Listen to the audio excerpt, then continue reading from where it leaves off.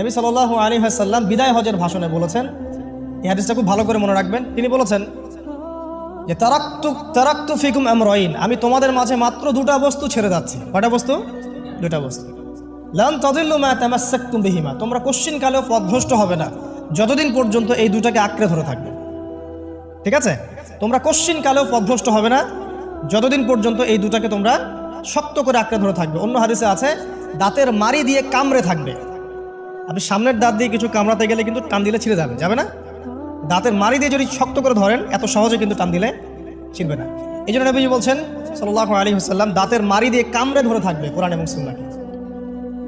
সেই দুটো বস্তু কি? নবী সাল্লাল্লাহু আলাইহি ওয়াসাল্লাম বলছেন, একটা হচ্ছে কিতাব আল্লাহ, আল্লাহ পাকের কিতাব মানে কি? আল কোরআন। ওয়া সুন্নতি নবীহি মানে নবীর সুন্নাত অর্থাৎ হাদিসগুলো। কোরআন এবং সুন্নাহ মিলে ইসলাম। এই ইসলামটাই হচ্ছে আল্লাহ রাব্বুল আলামিনের মনোনীত সর্বশেষ দিন।